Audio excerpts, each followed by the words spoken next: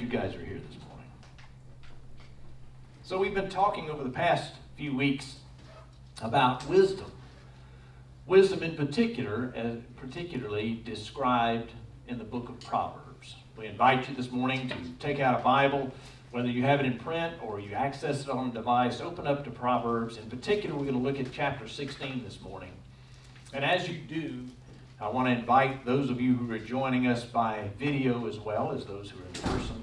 We are really thankful that you're here. May the Lord bless you through the reading and hearing and preaching of His Word this morning as we talk about wisdom, the wisdom of God. Now, we've been talking about wisdom. Those of you who've been with us for the last several weeks, we've been talking about wisdom in the Proverbs. And if you remember this morning, or maybe even if you don't, I'm still going to ask the question, what is wisdom according to the book of Proverbs? What is wisdom? Real question. What is wisdom? There's a particular phrase that captures wisdom. It's a phrase that's odd for us today. It's not a phrase that's odd for you, hopefully. You've heard it before. But it's a phrase that we don't tend to use in our current language. The fear of the Lord. The fear of the Lord strikes us, if we're listening in through today's language, as well, maybe a reason to be afraid. Maybe a reason to be frightful. Because when we speak of fear today, that's typically the way we speak of it. And as I said, if you've been following us for the last several weeks or been here at any point in time, you probably have heard that. I hope you have remembered it. I want to talk a little bit more about it this morning. In particular, the fuller phrase. You can read it in Proverbs chapter 1, verse 7, a variation of it. The fear of the Lord is the beginning of knowledge. Right? Amen. What's the rest of that verse? Somebody got it open? Proverbs 1. Sorry, I didn't send you there. Proverbs 1, 7. But fools despise wisdom and discipline. That's a challenge. So if the fear of the Lord is the beginning of knowledge in chapter 1, verse 7, then if you flip over to chapter 9, verse 10, the fear of the Lord is the beginning of wisdom. Then if you flip over to chapter 15, and I know I'm moving too fast for you to follow with me, that's okay. Chapter 1, verse 7 says, fear of the Lord is the beginning of knowledge. Chapter 9, verse 10 says, the fear of the Lord is the beginning of wisdom. Chapter 15, the very last verse, and that you can catch up with because we're looking at chapter 16 this morning, starting at verse 1, the next verse. Chapter 15, verse 33 is a fascinating, to me, verse, the beginning of it especially. In the NIV 2011 translation, don't freak out on me, I'm not going to get all into deep translation verses and versions and that kind of thing this morning, but I want to point out this seeming contrast. In fact, seeming contradiction, because I think it speaks significantly if we're paying attention. In the 2011 version, which is what I have in front of me, it says wisdom's instruction. This is chapter 15, verse 33. Wisdom's instruction is to fear the Lord. Wisdom is saying to you and to me, fear the Lord. In the 1984 version, it flips it. And it says, you got it in front of you? The fear of the Lord teaches a man wisdom. The fear of the Lord teaches wisdom. So does wisdom instruct us to fear the Lord? Or does fear of the Lord teach us wisdom? Yes. Yes. That's a challenging phrase, challenging sentence, challenging concept to consider this morning, because rarely do we have in life something that you could say A teaches us B and B teaches us A. But that's exactly what this is calling us to. And I wanted to invite you to kind of keep that in the back of your mind as we go through the first part of chapter 16 this morning. I'm just going to read it. Listen as I read. And I'm reading from the 2011 since I've already mentioned the two different translations this morning. To humans belong the plans of the heart. To humans belong the plans of the heart. You need to know a little bit about this translation. What is he talking about, the writer, when he says heart? He's not talking about our feelings. He's talking about our intentions. So in other words, what he's saying is, to humans belongs the plans of our intentions. In other words, we can plan what we want. We have the privilege, the opportunity to plan according to our intentions. But, the verse continues, from the Lord comes the proper answer of the tongue. Now that's a strange kind of translation. Again, and sometimes you find that when you read the book of Proverbs. What is he talking about? But from the Lord comes the proper answer of the tongue. He's talking about the response. He's talking about a reply, the answer of the tongue. It's another way of saying he brings about the response or the reply to what we intend. In other words, if I can say it in my own paraphrase, we people can make our plans according to the intentions that are within us. But the Lord brings about the results that he wants. Think about that for a minute. We have the opportunity, the privilege you might consider. We have the opportunity to make plans according to our own intentions. But the Lord brings about the appropriate response. Now, if you're listening and you're paying attention to this, I would expect you to have a little bit of an argument with me in saying that. A little bit of a pushback to say, well, not always, Reed. Not always. Sometimes I make plans and intentions and they don't come about at all. So apparently the Lord's not bringing the result. Well, maybe he's bringing the result, just not the one you planned. Right? Or could see. Or could conceive and understand. That's right. Come on. We humans have the ability and the opportunity to make our own plans according to the intentions in our hearts. The Lord brings about the appropriate response. Amen. All a person's ways, verse 2, all a person's ways seem pure to them. You could substitute in for pure the word innocent. Our ways seem pure to us, if I can put it in that language. But motives are weighed by the Lord. You may remember the biblical saying that speaks of the Lord weighing all things in the balance when there was left wanting. What's he talking about here? We humans consider our ways innocent sometimes. We think, I've got pure motives. I'm doing the right thing here. And sometimes we are, but sometimes we fall susceptible to our own ability to be deceived, right? Sometimes our motives are not what we want them to be. They're not what we even think they are. But we're blind to that. The Lord, however, is never blind. The Lord knows what we intend. The Lord knows our heart. The Lord knows our motives. So then the Proverbs reads in verse 3, commit to the Lord whatever you do, and he will establish your plans.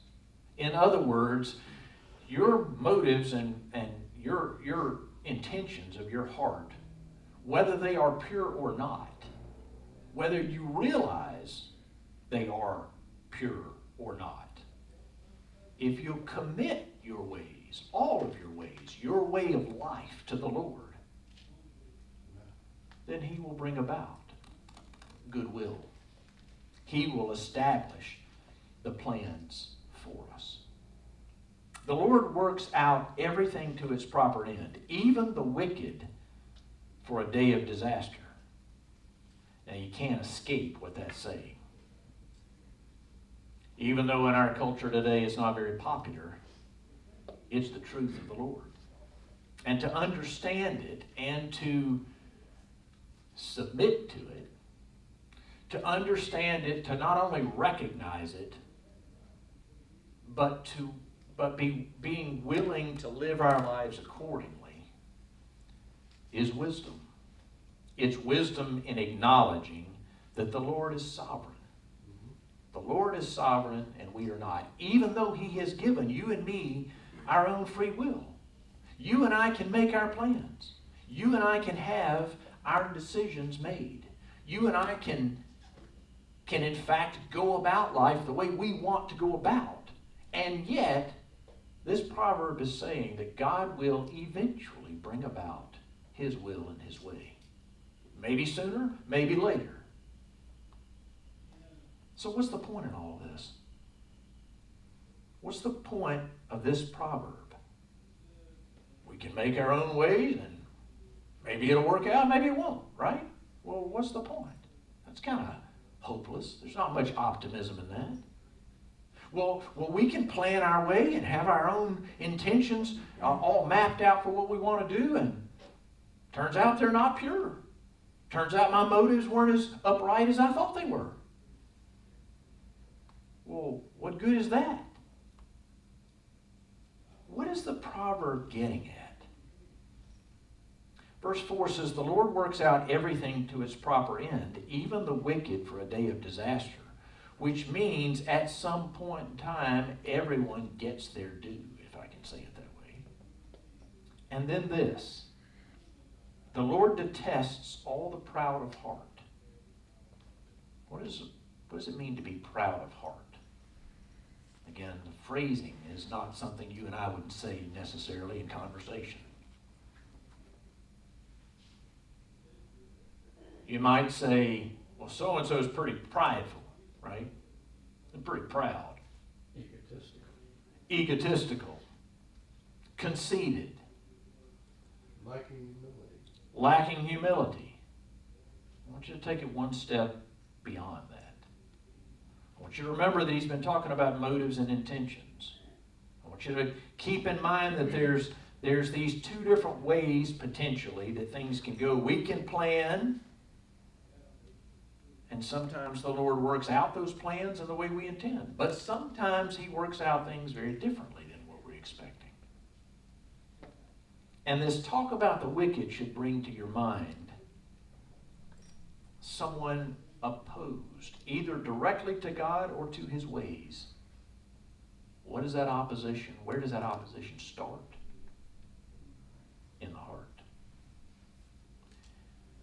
In the face of a sovereign God, in the face of an almighty God, in the face or standing in front of, if I can put it that way, of a God who is good and pure and has right motives, to oppose Him, there's not a kind way to say it. It's simply arrogance, which is taking pride a step beyond.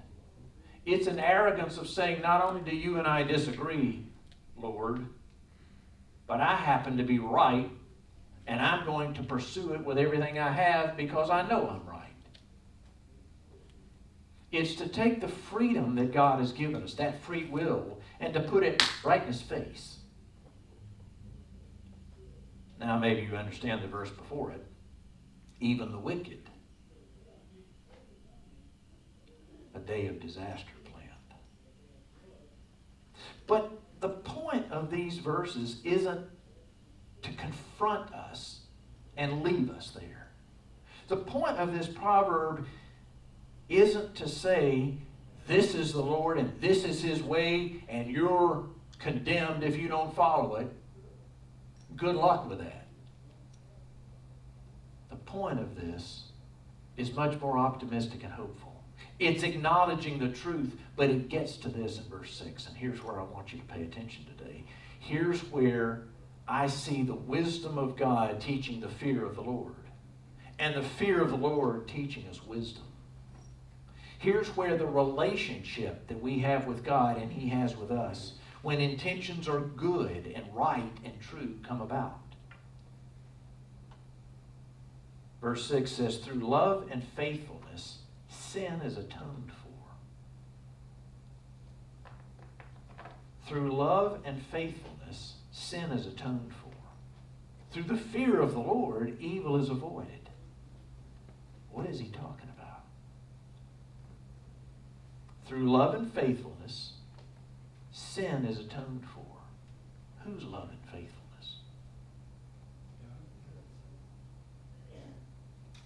What makes us think, some of you answered God's, what makes us think that? What comes to mind when you think of love and faithfulness? True love, true faithfulness. Does anything come to mind? Jesus. Why? The ultimate in love is the giving up of self. Not just giving up the self for any passion or pursuit, but giving up of self, self-intentions, self-desires, self-plans for the purposes of God. That's putting action from our words. That's taking our intentions and making it come about. Wisdom throughout this whole book, and we've just touched on a few chapters, but wisdom is something that combines our belief system, our beliefs, and our actions. It puts them both together. It's something that requires discernment on our part. We must see and understand. It's about clearly seeing from the perspective of the one who created us, the one who is sovereign over all things. But it's also developing character. Because I can see and understand, but if I don't live accordingly, well, what good is it? Let's just talk, right? Well, I got great thoughts, I got great ideas. Yeah, I can see and know, but I'm not living accordingly. We'd call that hypocrisy, and in fact, we might even question whether or not the beliefs are true to begin with. Because if we don't believe them enough to live them out, maybe we in fact don't really believe them to begin with, right? But life isn't simple, you know that. We don't live in a world where everything's just laid out and it's a simple choice between this or that. Sometimes our situations, and I would argue most of the time our situations, are quite gray. It's not so much black and white, it's gray. And deciding how to act in a certain situation requires us to really know the Lord. It requires there to be a relationship there, so we're not just counting on things we've heard, things we've read about. We're not relying on someone else's belief system that they've told us about. We're acting out of our relationship of love shared with God. It's a knowing Him personally. Because if I know Him personally,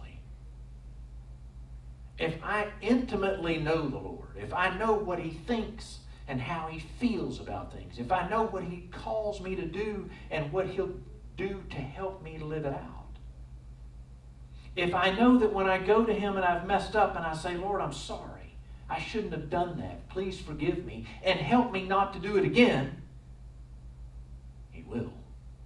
And He has the power to help me do that. This relationship is what underlies this understanding.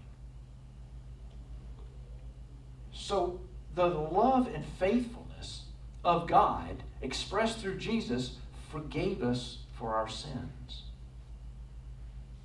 That provided the forgiveness. That provided the paying of the penalty, so to speak. But there's more. The end of the verse says, through the fear of the Lord, evil is avoided. Now we're not just talking about what God has done for us. We're talking about what we do for God. God is a good God, and He expects you and me to live accordingly. How are we to avoid evil? How do you and I avoid evil? How do you and I avoid that deceitfulness? How do you and I keep from getting tripped up? How do you and I keep from subtly over time, okay, I kind of slipped a little bit here. And then I slipped a little bit more. And then I slipped, and then before I know it, I'm way off the track. How do we avoid that? The book of Proverbs, the writer of Proverbs tells us wisdom. It's through wisdom. That's what fear of the Lord is. It's an understanding of the way things are and adjusting my life and your life to that reality. Recognizing there is a God and submitting to Him even if I don't fully understand. Submitting to Him with that lack of full understanding and confessing that to the Lord and asking that He guide me in the midst of an inadequate full understanding of God, because who has that? Who knows the right way in every single instance? Isn't that how mistakes are made? Isn't that how we commit unintended sin? I'm not talking about the willful now. I'm talking about those things that you realize afterwards. Uh-oh, that was not good. What do I do now? This is how wisdom bears out the truth.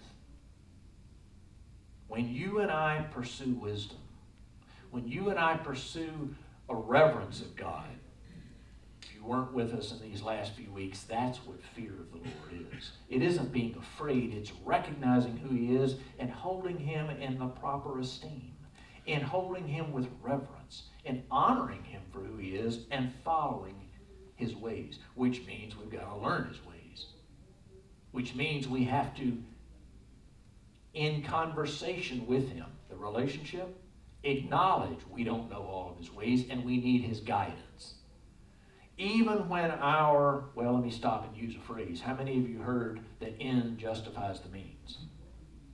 We use that in every situation, right? We use that in business, we use that in all kinds of things. You use it in sports or competition and whatever that looks like. Well, I know I didn't maybe do this the way I should have, but look what I got at. See, I got where I... What does wisdom teach us about this? The means are important because they're how you and I participate. God is responsible for the ends. God is responsible for the results. Our part, by fearing the Lord, by having a right view of Him and of ourselves, by positioning ourselves under His authority and seeking His guidance, that's how we avoid evil. It's not complicated. What does it require? The next few verses talk about how some of this is lived out. When the Lord takes pleasure in anyone's way, well, what way would that be? A way of wisdom, a way of honoring the Lord, a way of following His way and asking for His guidance and asking for His help. When the Lord takes pleasure in anyone's way, He causes their enemies to make peace with them. We talked a couple of weeks ago about what it's like to be in a volatile situation, and we have a choice of how we respond. Do we confront it with angry words? Do we speak in harsh ways? Or do we try to discuss it in a gentle, honoring way? It makes a difference in the outcome. Better a little, verse 8, better a little with righteousness than much gain with injustice. The same effect. If we spend more time worrying about treating each other in a right, honoring, dignified manner than we do about getting whatever we can get regardless of what it costs others in opportunity. Old language years ago, we used to talk about stepping on people as you're climbing the ladder. That's not the way of the Lord. Better to have a little but in a right relationship with the Lord, trusting that He will bring about the good. Remember what I said a minute ago? The means and the end. Better to get what we can get rightfully, truthfully, honorably, in consideration of others, than to do whatever we need to do, whatever it takes to get ahead. The Lord is interested in justice. And that's a theme that's carried throughout the Old Testament. And so it's included here because if we're talking about wisdom as a way of orienting ourselves underneath His authority, then His values have to become our values.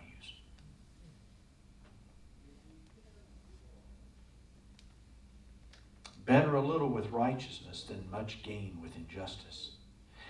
And I want to wrap this up this morning in looking at verse 9. We'll wrap up this section of Proverbs that we're looking at, where it concludes, in their hearts, humans plan their course. Right back to verse 1. In their hearts, humans plan their course, but the Lord establishes their steps. I want to take you to two other places in the Old Testament for a minute, and I want you to listen as I read these two perhaps familiar passages to you. They speak of two events, crucial events in the life of God's people early on. Sometimes when you look at the beginnings, you can help establish a foundation of understanding for how God is going to act with His people. And so we begin at the very beginning of God setting aside a certain people to be His, to demonstrate to the world what that looks like. And that's right after the Exodus.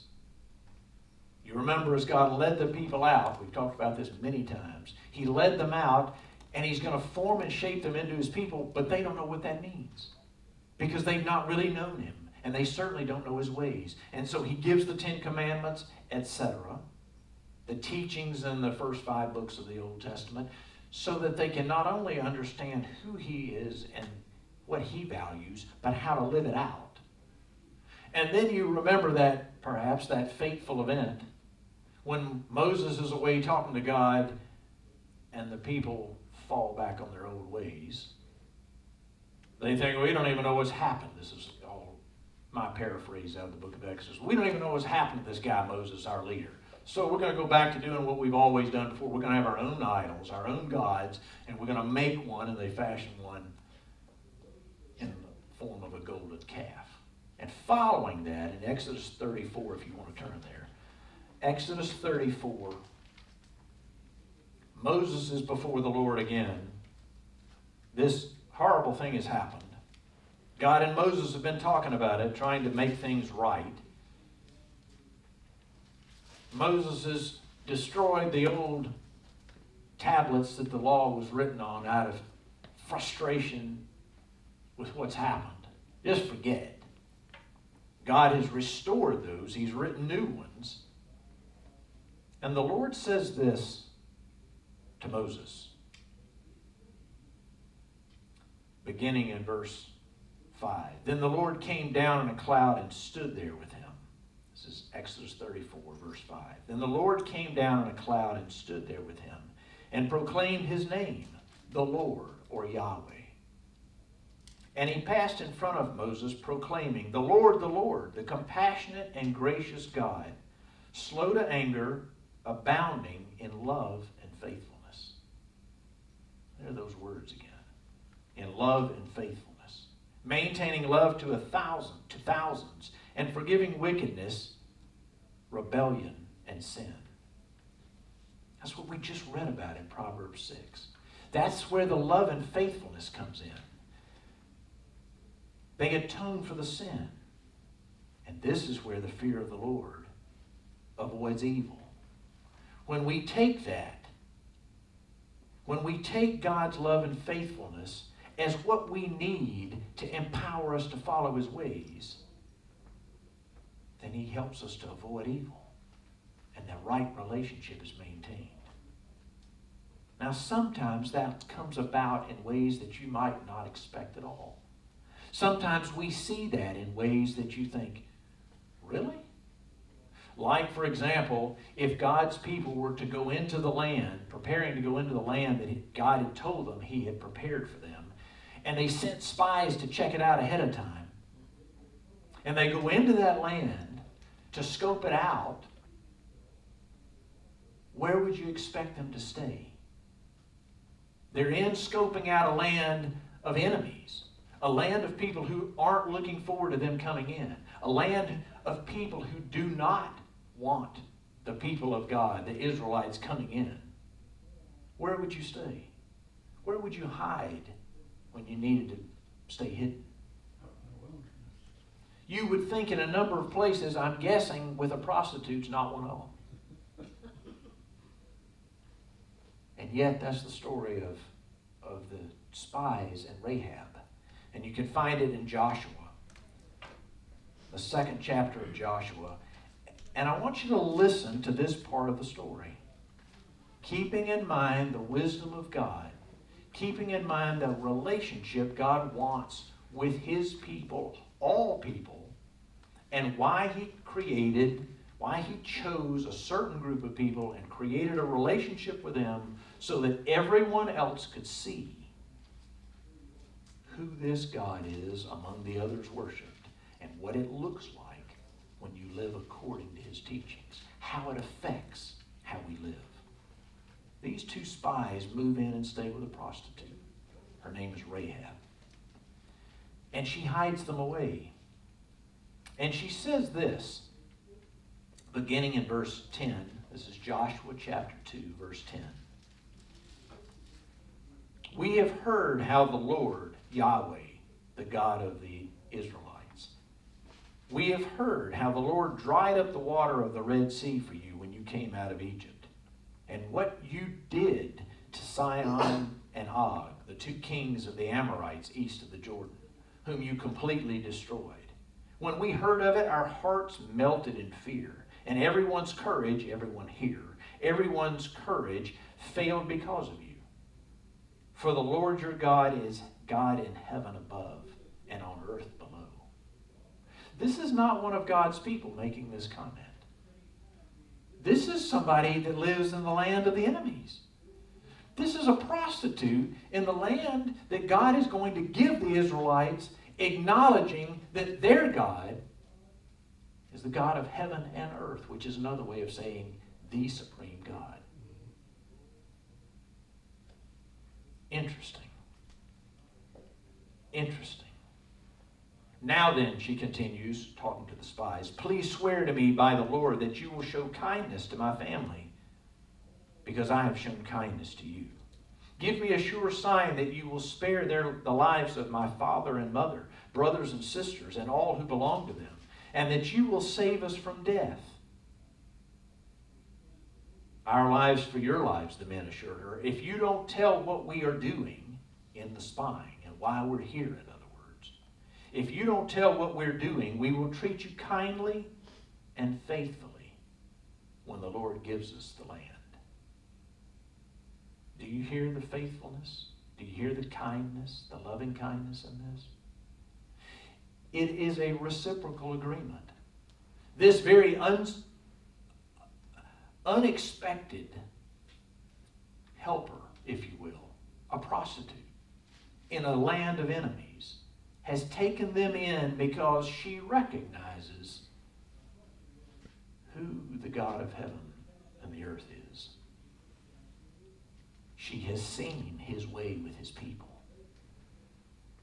And that has caused her to go against the will and way of her own people in order to follow this God, in order to follow him in the sense of taking care of his people, because she is convinced that he is the Lord of all. And she simply asks them, I'm protecting you when you leave and go back and your people come. Remember what I've done. Remember me. Remember my faithfulness to God and my loving kindness to you. That's what the Proverbs is saying. Through love and faithfulness, verse 6, sin is atoned for. Not because she was just not just because she was a prostitute, but because she was a part of the group of people who didn't honor him, who didn't recognize him. That's sin. And yet, that sin is atoned for, so to speak, because of the way she treats his people. That relationship, human means, the means to an end. What end? Salvation. She's not destroyed. And their reciprocal agreement.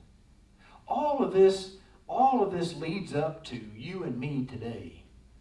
And that when we fear the Lord, when we recognize him for who he is as the God of all, those who acknowledge him, and even those who don't, he's still the Lord over all. He is still sovereign. His way is the way.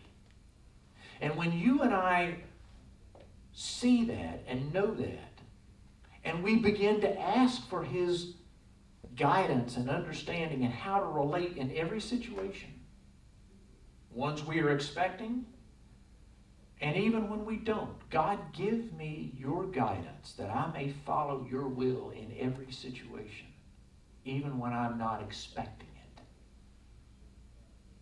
He begins to shape and form our hearts because our intentions begin to be aligned with his.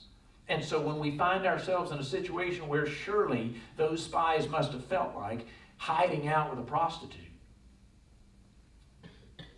how do you act? Well, we turn you in. That's how we'll act. Not if the person, even in an unexpected situation, acknowledges the God of heaven. Put that into your context today. Do you and I encounter people who don't know and serve the same Lord? Probably. How do you respond? How do you engage with them? In a haughty way? I'm a part of the God and you're not. That's a stupid example, right? Nobody's going to do that. But I want to challenge you today and encourage you to think through. Do I approach every situation as one who understands that he is sovereign? He will bring about his goodwill and way sooner or later. And my role is to live my life according to that teaching.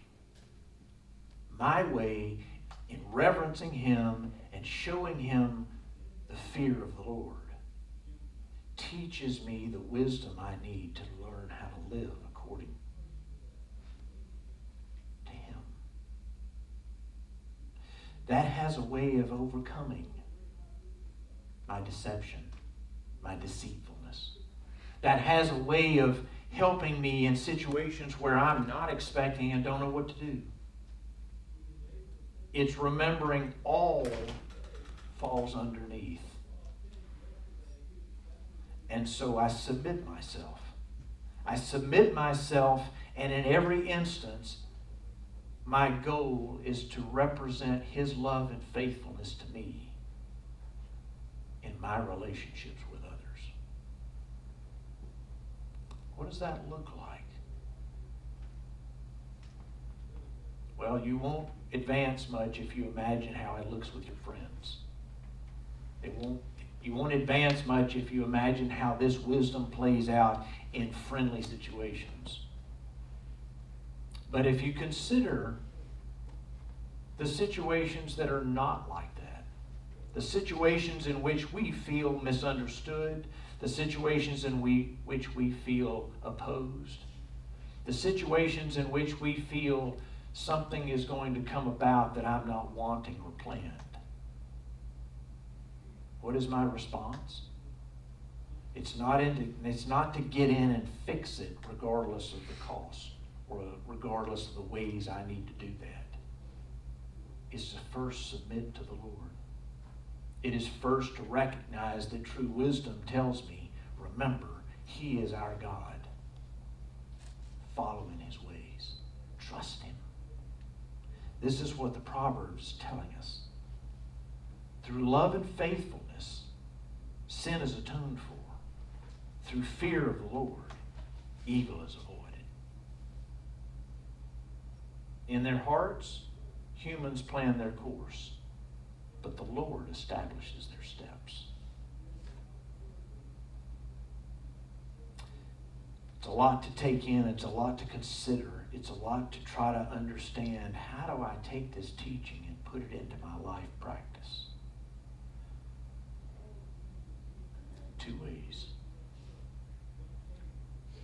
Keep seeking the Lord so that we understand who He is and what He calls us to do.